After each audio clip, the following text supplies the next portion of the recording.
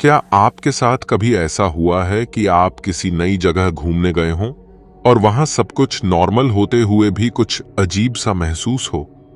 कोई दिखता नहीं, लेकिन ऐसा लगता है जैसे कोई है, कोई देख रहा है, पर आप पलटते हैं तो कोई नहीं। ऐसा क्यों होता है? क्या हमारी कल्पना हमें धोखा देती है, या फिर कुछ और है जो हमें देख रहा होता है बिना हमारे जाने? मैं अमित हूं और आज मैं आपको सुनाने जा रहा हूं मेरी वेकेशन ट्रिप की एक ऐसी कहानी जो मेरे अब तक के हर ट्रिप से अलग थी। मैं और मेरे 3 दोस्त, नाम मैं नहीं बताऊंगा और जगह भी गोपनीय ही रखूंगा, एक लंबे समय के बाद एक वेकेशन ट्रिप पर निकले थे। गर्मियों की छुट्टियां थीं और हम चारों ने सोचा था कि किसी शांत, कम भीड़ भाड़ वाली जगह पर कुछ दिन बिताए जाएं। कोई पहाड़, हरियाली, झीलें, वो सब जो इंसान को शहर की भीड़ से दूर ले जाकर सुकून दे। हम सुबह सुबह गाड़ी से निकले थे और लगभग 7 घंटे की ड्राइव के बाद हम उस जगह पहुंचे जो बाहर से देखने में किसी पोस्ट कार्ड जैसी लग रही थी। एक छोटी सी पहाड़ी बस्ती, कुछ पुराने से लकड़ी के घर, एक पतली सड़क जो गांव के बीच से निकलती थी और दूर कहीं बादलों में छिपा सूरज। वहां का होम स्टे हमने पहले से बुक कर रखा था, एक पुराना बंगला जो अब टूरिस्ट्स को किराए पर दिया जाता था। देखने में सुंदर, लेकिन एक अजीब सी खामोशी उसमें बसती थी। जैसे ही हम घर के अंदर घुसे, मुझे सबसे पहले जो चीज महसूस हुई वो थी एक ठंडा सा एहसास। बाहर धूप थी, लेकिन उस घर के अंदर कुछ ठंडा, कुछ भारी था। ऐसा नहीं था कि कुछ गलत दिख रहा था, पर दिल के कोने में जैसे कोई हल्की सी अनजानी आहट थी। मैंने बाकी दोस्तों से कुछ नहीं कहा, शायद मुझे ही ऐसा लग रहा था। हम सब थके हुए थे, इसलिए कमरों में चले गए। लेकिन जब मैं अपने कमरे में गया तो मुझे ऐसा लगा जैसे कोई मुझे देख रहा हो। मैंने खिड़की, दरवाजा सब देखा, कुछ नहीं था, और फिर मैंने इसे नजरअंदाज कर दिया। रात को खाना खाकर हम बाहर लॉन में बैठकर बातें कर रहे थे। गांव के आसपास और कोई टूरिस्ट नहीं था, पूरा इलाका शांत था। सिर्फ झींगुरों की आवाजें और कभी कभी दूर कहीं कुत्ते भौंकते थे। मेरे एक दोस्त ने कहा, भाई ये जगह तो एकदम फिल्मी है, लेकिन थोड़ा ज्यादा ही शांत है ना? मैं मुस्कुरा दिया, पर मेरे मन में अब भी वही अजीब सा एहसास था। मैंने देखा कि ऊपर की बालकनी में कुछ हिला, जैसे कोई पर्दा हिल रहा हो, लेकिन उस कमरे में कोई नहीं था। हम सब नीचे ही थे। मैंने दोस्तों से कुछ नहीं कहा, सोचा हवा होगी। रात करीब 12 बजे हम सब सोने चले गए। मेरा कमरा ऊपर की मंजिल पर था। कमरे में घुसते ही फिर वही ठंडक, ऐसी बंद था। खिड़कियां बंद थीं, फिर भी ठंडी हवा सी महसूस हो रही थी। मैं लेट गया, लेकिन नींद नहीं आ रही थी।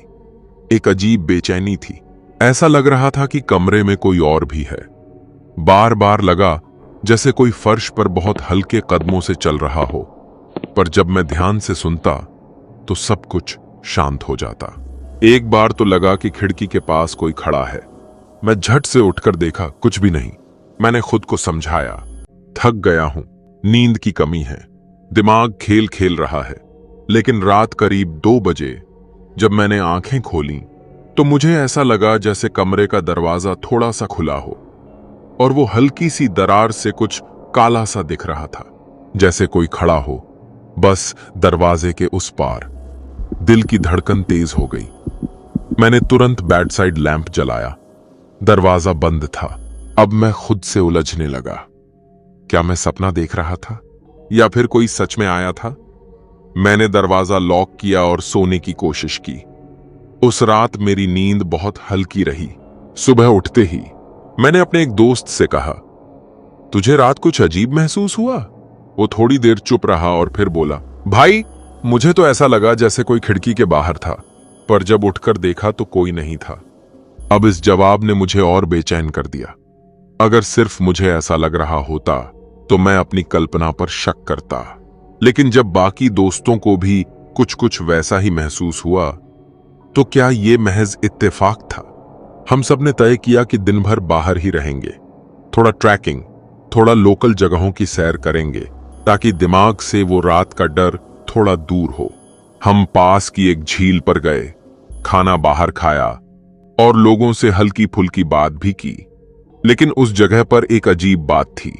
गांव के लोग हमसे नजरें चुराकर बात करते थे। कोई ज्यादा कुछ नहीं कहता। एक बूढ़ा आदमी हमें देखकर रुक गया और बोला, आप लोग ऊपर वाले घर में रुके हो? हमने सिर हिलाया। वो कुछ कहने ही वाला था कि उसकी बहू ने आकर उसे चुप करा दिया और वहां से ले गई। उसका चेहरा जैसे कुछ कहना चाहता था, लेकिन डर से रोक लिया गया। हम सब थोड़े परेशान हो गए, लेकिन फिर एक दोस्त ने कहा, छोड़ो यार, ये लोकल लोग तो अंधविश्वासी होते हैं, कुछ भी बोलते हैं। शाम को हम वापस लौटे। सूरज ढल रहा था और वो बंगला उसी शांत ठहरे हुए अंदाज में हमारा इंतजार कर रहा था, जैसे वो जानता हो कि हम वापस आएंगे। उस रात हमने तय किया कि सब एक ही कमरे में सोएंगे, नीचे वाले हॉल में। वहां एक बड़ा सोफा था और 2 गद्दे बिछा लिए। हल्की हंसी मजाक के बाद सब सोने लगे। मैं कुछ देर तक मोबाइल पर स्क्रॉल करता रहा। फिर मेरी नजर ऊपर की बालकनी पर पड़ी, जहां से पिछली रात पर्दा हिलता दिखा था। लेकिन अब वहां कोई पर्दा नहीं था। वो खिड़की खाली थी। मैंने खुद से कहा, शायद याद गलत है, या शायद उस कमरे का कोई और कोना था। रात के लगभग 2 बजे होंगे। अचानक मेरा दोस्त गौरव उठकर बैठ गया। वो पसीने में भीगा हुआ था और उसकी सांसें तेज चल रही थीं। मैंने तुरंत पूछा, क्या हुआ? वो थोड़ी देर चुप रहा, फिर धीमे से बोला, भाई, किसी ने मुझे आवाज दी थी। हम सब चौंक गए। कैसी आवाज? उसने कहा, किसी लड़की की। जैसे किसी ने कान के पास आकर कहा, उधर मत देखो। कमरे में एकदम सन्नाटा छा गया। हमने बाहर देखा, सड़क खाली, पूरा इलाका शांत। लेकिन वो आवाज गौरव के मन में गूंज रही थी। मैंने उससे कहा, शायद सपना देखा होगा। लेकिन सच कहूं दोस्तों, उस समय मुझे खुद भी कुछ अजीब सा एहसास हो रहा था। हमने लाइट जलाई, दरवाजा चेक किया, सब ठीक था। लेकिन तभी ऊपर से जैसे किसी के चलने की आवाज आई, धीमी मगर साफ, जैसे कोई धीरे धीरे लकड़ी के फर्श पर चल रहा हो। अब हम सब एकदम सतर्क हो गए। चारों ने एक दूसरे की तरफ देखा और बिना कुछ कहे हम सब ने ऊपर जाने का फैसला किया। सीढ़ियों पर चढ़ते वक्त हर कदम के साथ दिल की धड़कन तेज होती जा रही थी। ऊपर पहुंचकर हमने देखा, सब दरवाजे बंद थे। हमने सबसे पहले उसी कमरे का दरवाजा खोला जिसकी खिड़की से पर्दा हिला था, और अंदर कमरा बिल्कुल वैसा ही था जैसा दिन में देखा था।